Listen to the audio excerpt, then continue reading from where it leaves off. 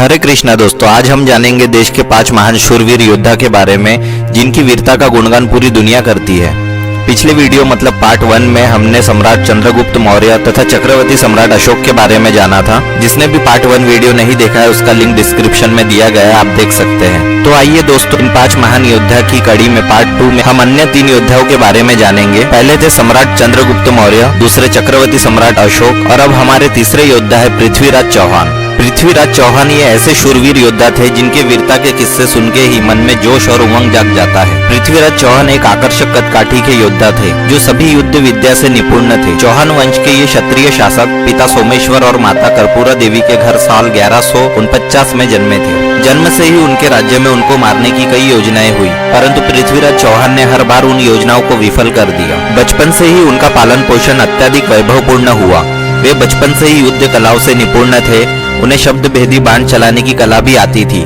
वे बिना देखे केवल आवाज सुन के ही बाण चला सकते थे। पृथ्वीराज चौहान जब 11 वर्ष के थे तभी उनके पिता की मृत्यु हो गई और उन्हें अजमेर का उत्तराधिकारी बनाया गया। उसके बाद वो आदर्श राजा की तरह अपने प्रजा के नजरों में एक कुशल राजा के रूप में खरे उतरे। अजमेर के अलावा उन्होंने दिल्ली में भी अपना सिक्का जमाया। पृथ्वीराज की माता कर्पूरा देवी के पिता आनंदपाल दिल्ली के उत्तराधिकारी थे। उन्होंने अपने नाती यानी पृथ्वीराज चौहान की वीरता को देखते हुए उन्हें दिल्ली का उत्तराधिकारी बनाने का प्रस्ताव दिया। पृथ्वीराज चौहान के नाना आनंदपाल की मृत्यु के बाद सन 1160 ईस्वी में पृथ्वीराज चौहान दिल्ली के राज सिंहासन पर बैठे और कुशलता पूर्वक उसे संभाला। अपने साम्राज्य को मजबूती देने के लिए उन्होंने कई अभियान चलाए जिसमें वो सफल हुए। पृथ्वीराज चौहान के जीवन की सबसे महत्वपूर्ण घटनाओं में से एक रानी संयोगिता और पृथ्वीराज चौहान की प्रेम कहानी भी है।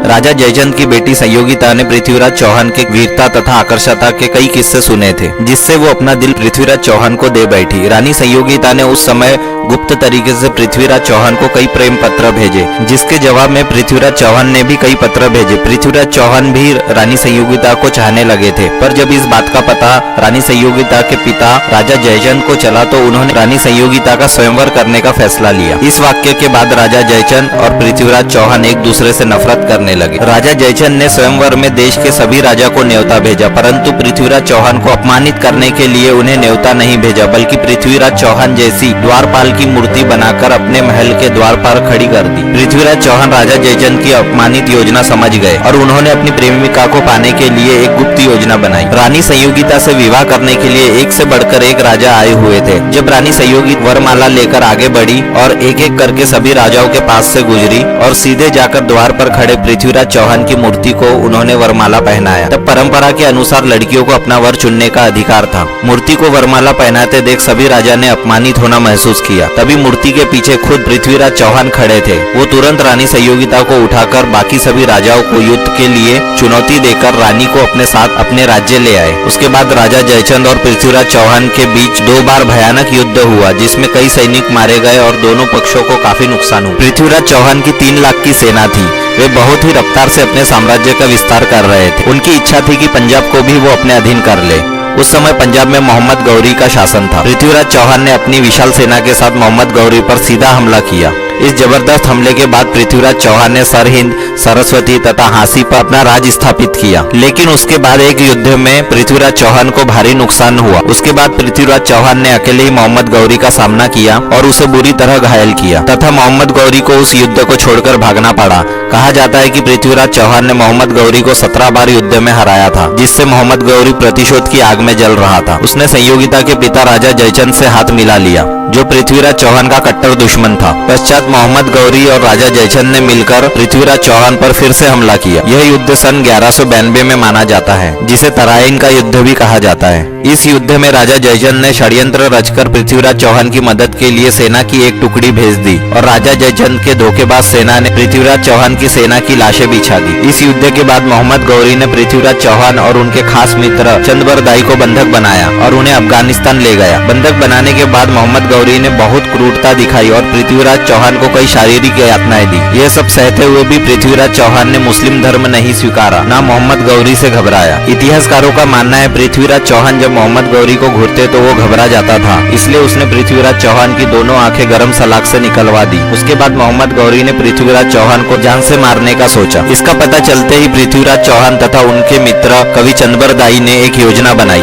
दरबार में चंदबरदाई ने पृथ्वीराज चौहान के शब्द भेदी बाण चलाने की खूबी बताई, जिसके बाद मोहम्मद गौरी हंसने लगा कि एक अंधा कैसे बाण चला सकता है, लेकिन मोहम्मद गौरी ये कला देखने के लिए राजी हो गया। शब्द वेदी बाण चलाने के लिए पृथ्वीराज चौहान तैयार खड़े थे। तभी उनके मित्र चंद्रवर दाई ने, जो एक कवि भी थे, उन्होंने तब एक दोहा गाया और वो दोहा पृथ्वीराज चौहान को सुनाया। उस दोहे में मोहम्मद गौरी की दिशा और दूरी बताई गई थी। जैसे ही पृथ्वीराज चौहान ने उस दोहे को सुना और मोहम्मद गौरी की दिशा और दूरी को समझा, तुरंत मोहम्मद गौरी पर बाण चलाकर उसे वही मार दिया। वो दोहा इस प्रकार था: 4 बास 24 गज अंगुल अष्ट प्रमाण, ता ऊपर सुल्तान है मत चूको चौहान। मोहम्मद गौरी को मार गिराने के बाद अब उन्हें पता था कि उनकी मृत्यु निश्चित है। दुश्मन के हाथ मरने से अच्छा पृथ्वीराज चौहान और चंद्रभाई दाई ने खुद एक दूसरे को मार दिया। पृथ्वीराज चौहान की मृत्यु की खबर जब रानी सहयोगिता को पता चली, तब उन्होंने भी उनके वियोग में अपने प्राण दे दिए।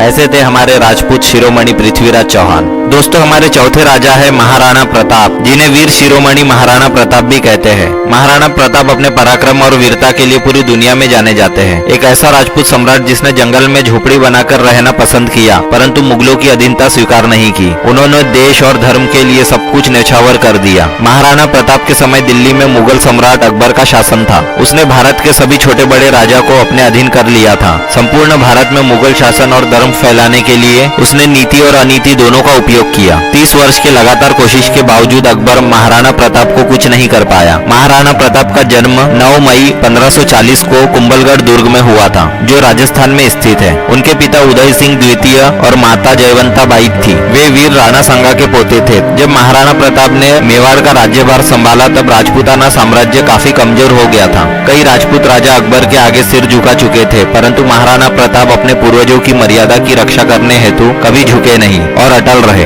इसलिए अकबर हमेशा महाराणा प्रताप से क्रोधित होता था। मेवाड़ को जीतने के लिए अकबर ने कई युद्ध किए, परंतु महाराणा प्रताप को अपने अधीन करना उनके बस की बात नहीं थी। महाराणा प्रताप का कवच 72 किलो का तथा उनका भाला 80 किलो का, ऐसे टोटल 208 किलो वजन लेकर महाराणा प्रताप युद्ध भूमि में लड़ते थे। इससे ही उनकी ताकत शक्ति का पता लगाया जा सकता है कि वो कितने ताकतवर थे। अकबर ने अजमेर को केंद्र बनाकर महाराणा प्रताप पर कई बार हमला किया, परंतु वे रणभूमि में इतने बहादुरी और वीरता से लड़ते कि दुश्मन भी उनकी वीरता के कायल हो जाते। और उदारता ऐसी थी कि पकड़े गए महिलाओं को वे हमेशा सुरक्षित दुश्मन सेना को वापस सौंप देते थे। उनके शासनकाल में हुए युद्ध में सबसे प्रचलित हल्दी घाटी का युद्ध माना जाता है। अकबर मेवाड़ जीत के महाराणा प्रताप को झुकाना चाहते थे और पराक्रमी महाराणा प्रताप किसी भी हाल में झुकने की सोच भी नहीं सकते थे। परिणाम स्वरूप हल्दी घाटी का युद्ध हुआ। सन 1576 में हुए इस युद्ध में मुगल सेना का नेतृत्व मान सिंह कर रहे थे। मान सिंह राजस्थान के ही रहने वाले थे और वह महाराणा प्रताप के ताकत से भलीभांति परिचित थे। महाराणा प्रताप, जिनका कद 7 फुट 5 इंच और वह जब 80 किलो का भाला लेकर युद्ध भूमि में आए, मान सिंह की हिम्मत ही नहीं हुई कि वो पहले हमला करें। कुछ देर दोनों सेनाओं की ओर से पहल ना होने के कारण महाराणा प्रताप ने अपनी सेना को हमले का आदेश दिया। महाराणा प्रताप का हमला इतना तीव्र था कि मुगल सेना का पहला और बाया दस्ता पूरी तरह तितर-बितर हो गया। दाया दस्ता और बीच का दस्ता भी विचलित हो गया कि अब क्या करना है। महाराणा प्रताप की छोटी सेना होने के कारण बीच की सेना और दाएं दस्ते पर हाथियों से हमला करवाया। हमले के समय महाराणा प्रताप अपने दुनिया के मशहूर घोड़े चेतक पर सवार थे। घोड़े के मुंह पर हाथी का नकली मुंह लगाया हुआ रहता था, जो दुश्मन घोड़े और हाथी को भ्रम में डाल देता था। महाराणा प्रताप ने मानसिंह के हाथी का एक चक्कर लगाया और मानसिंह से कहा, तुम अपना पूरा पराक्रम दिखाओ, क्योंकि तुम्हारे सामने महाराणा आ चुका है। यह कह के महाराणा प्रताप ने अपने भाले से मानसिंह पर वार किया। मानसिंह नीचे झुक गया, भाला उसके कवच पर लगा और वह बच गया, परंतु महाराणा प्रताप को लगा है कि वो मारा गया है। तभी मानसिंह के हाथी के सूंड पर लगे तलवार से घोड़े चेतक का एक पैर कट गया। तभी भी वो महाराणा के साथ लड़ता रहा। मुगल सेना में भयानक निराशा थी। तभी समाचार मिला कि अकबर खुद विशाल सेना लेकर महाराणा प्रताप से लड़ने आ रहे हैं। यह सुनते ही मुगल सेना ने महाराणा प्रताप को चारों ओर से घेर लिया, परंतु महाराणा प्रताप अभी भी मुगल सेना को गाजर मूली की तरह काट रहे थे। चारों ओर से घिर जाने की वजह से महाराणा प्रताप पर अंधाधुंध हमले हो रहे थे। इस अंतिम युद्ध में महाराणा प्रताप के शरीर में 7 घाव लगे। ऐसे में सरदार मन्नाजी झाला को लगा कि महाराणा प्रताप मारे जाएंगे। उन्होंने महाराणा प्रताप का मुकुट खुद पहन लिया और महाराणा प्रताप को युद्ध भूमि से बाहर जाने को कहा। सरदार को महाराणा प्रताप समझ के मुगल सेना ने सरदार पर हमला कर दिया। महाराणा की युद्ध भूमि छोड़ने की इच्छा नहीं हो रही थी, परंतु भविष्य के लिए उनका जिंदा रहना आवश्यक था। कुछ मुगल सेना ने महाराणा प्रताप का पीछा किया, परंतु महाराणा प्रताप के घायल घोड़े चेतक ने रफ्तार से एक 25 फीट की पहाड़ी नदी छलांग मारकर पार करवाकर महाराणा प्रताप को सुरक्षित कर दिया,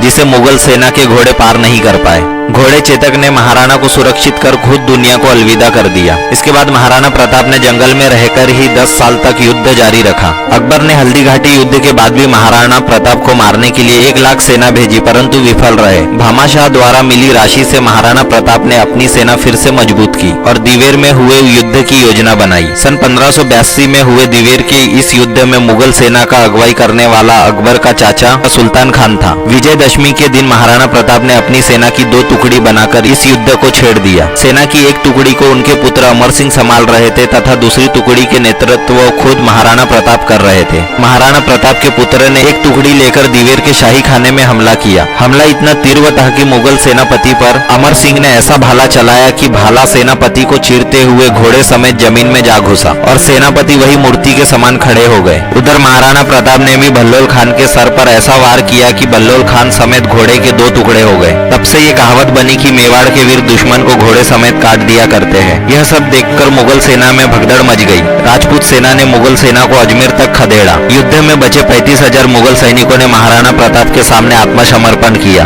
दिवेर के युद्ध के बाद महाराणा प्रताप ने गोगुंदा, चावड़, कुंभलगढ़, बस्सी, जावर जैसे कई महत्वपूर्ण ठिकानों को अपने कब्जे में लिया। कहा जाता है इसके बाद भी महाराणा ने कई हमले कर चित्तौड़ को छोड़कर मेवाड़ समेत कई हिस्से मुगल से स्वतंत्र करवा लिए। इतने संघर्ष के बाद भी महाराणा को अकबर कभी नहीं हरा पाया। जब शिकार के दौरान लगी चोट से महाराणा प्रताप की मृत्यु हो गई, तब अकबर भी यह समाचार सुन के रोया था, क्योंकि ना ही कभी वो महाराणा को हरा सका और वह महाराणा प्रताप के पराक्रम वीरता से भली भांति परिचित था। तो ऐसे वीर शिरोमणि महाराणा प्रताप को नमन।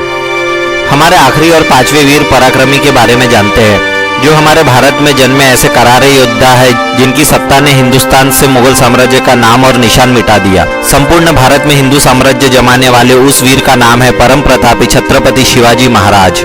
उनका जन्म 19 फरवरी 1630 को महाराष्ट्र के शिवनेरी किले में हुआ था। वह वो समय था आधे भारत से ज्यादा मुगल बादशाह औरंगजेब की सत्ता थी और दक्षिण भारत में आदिल शाह और अन्य राजाओं ने कब्जा जमा रखा था। इस वक्त भारत में एक भी स्वतंत्र हिंदू राज्य नहीं था। धर्म, देश, हिंदुत्व और गायों को खतरे में देख महज 14 वर्ष की आयु में शिवाजी महाराज ने भारत पर हिंदू हुकूमत जमाने की प्रतिज्ञा ली। परंतु इतने छोटे बालक का साथ कौन देता, इसलिए उन्होंने पहले अपने दोस्तों का साथ लिया और बीजापुर में हमला किया। मात्र 16 साल की उम्र में महाराज ने तोरण का किले पर विजय पताका लहराई। महाराज को इस किले से काफी खजाना मिला, जिससे उन्होंने अपनी सेना और मजबूत की। लगभग अगले 2 सालों में ही उन्होंने कोंडाना, पुरंदर, राजगढ़ और चाकन जैसे विशाल किलों को जीते। इसके बाद शिवाजी महाराज ने कोंकण पर सीधा हमला किया। मुगल साम्राज्य पर तब कोई पहली बार एक हिंदू राजा तलवार लेकर लड़ने आया था। मराठा सेना ने वहां भी वीरता के साथ कोंकण कल्याण में भगवा ध्वज लहराया। 9 सामंत, 40 किले और 70,000 की सेना के साथ छत्रपति शिवाजी महाराज ने बीजापुर पर इतने हमले किए कि मुगल सल्तनत की जड़ें हिल गई। अपनी सल्तनत पर खतरा होते देख बीजापुर का सुल्तान अली आदिल शाह कांप गया। उसने अफजल खान को विशाल सेना देकर महाराज के इलाके में भेजा। शिवाजी महाराज उस समय प्रतापगढ़ के किले में थे। अफजल खान विशाल सेना के साथ हिंदू, गाय, बच्चे, स्त्री और ब्राह्मणों को कत्लेआम करते हुए ऊंची कद काठी तगड़े शरीर वाले अफजल खान ने शिवाजी महाराज को मारने का षड्यंत्र रचा। उसने शिवाजी महाराज को एक संधि समाचार भेजा। अगले दिन शिवाजी महाराज की अफजल खान से मुलाकात हुई। गले मिलने के बहाने लंबे चौड़े अफजल खान ने शिवाजी महाराज को दबोच लिया और चुपके से खंजर से उनके पीठ पर वार किया, परंतु कपड़े के अंदर लोहे का कवच पहने शिवाजी महाराज को कुछ नहीं हुआ। तुरंत ही शिवाजी महाराज ने अपना गुप्त हथियार बाघ नख निकालकर अफजल खान को वही चीर डाला, जिससे मुगल सेना वहां से भाग खड़ी हुई। परंतु मराठा सेना को महाराज पर हुए हमले की बात पता चली तो उन्होंने भागते मुगल सेना पर हमला कर 8,000 मुगल सेना को मार गिराया और हर हर महादेव का नारा चारों ओर गूंज उठा। अफजल खान के हिंदू मंदिर को तोड़ने का गुस्सा शिवाजी महाराज ने बीजापुर पर निकाला और बीजापुर को पूरी तरह कब्जा करके मुगल साम्राज्य को उखाड़ फेंका। उसके बाद शिवाजी महाराज ने सेना को कोल्हापुर में कूच करने का आदेश दिया। 1660 ईस्वी में आदिल शाह को यह समाचार मिला कि शिवाजी महाराज सिर्फ 600 सैनिकों के साथ पन्हाला किले में है। यह सुनते ही आदिल शाह ने सिद्दी जौहर को 10,000 की सेना देकर शिवाजी महाराज को मारने भेजा। सिद्दी जौहर ने 10,000 सेना के साथ पन्हाला किले को घेर लिया। ऐसी विकट स्थिति में शिवाजी महाराज ने सूझबूझ के साथ काम लिया। उन्होंने कई दिन तक किले में ही इंतजार किया और दुश्मन सेना का अनाज खत्म होने का इंतजार किया और एक रात दुश्मन सेना को चकमा देकर महाराज सभी सेना को लेकर किले से निकल गए। पता चलते ही दुश्मन सेना महाराज के पीछे निकल पड़ी। महाराज 300 सेना के साथ आगे बढ़े और इधर पीछे बाजी प्रभु देशपांडे 300 सेना के साथ 10,000 की दुश्मन सेना को रोकने रुक गए। यह युद्ध इतना पराक्रमी और भयंकर युद्ध था। मात्र 300 सैनिक पूरी रात दुश्मन सेना से लड़ते रहे और सुबह तक मुगल सेना के 6000 सैनिकों को मार डाला। इसके बाद शिवाजी महाराज ने तीव्रता से मुगल साम्राज्य पर हमला किया। अहमदनगर के मुगल सल्तनत पर धावा डालकर उसे पूरी तरह तबाह कर डाला तथा गौ हत्या पर विराम लगाकर महाराज और आगे बढ़ते रहे। परंतु ये सब औरंगजेब बर्दाश्त नहीं कर पाया। उसने शाइस्ता खान को 1 लाख की सेना देकर महाराष्ट्र की ओर भेजा। शाइस्ता खान पुणे में रोज ब्राह्मण, हिंदू, गायों, बच्चों, महिला को मारकर अपने महल चला जाता था। ऐसा 3 महीने तक चलता रहा। शिवाजी महाराज ने शाइस्ता खान को मारने की योजना बनाई। 1663 को आधी रात को महाराज केवल 400 सैनिकों के साथ पुणे की ओर प्रस्थान किए। सैनिक वेश बदलकर शाइस्ता खान के किले में घुस गए और शिवाजी महाराज जब शाइस्ता खान के सामने पहुंचा तो वह डर के कांप रहा था।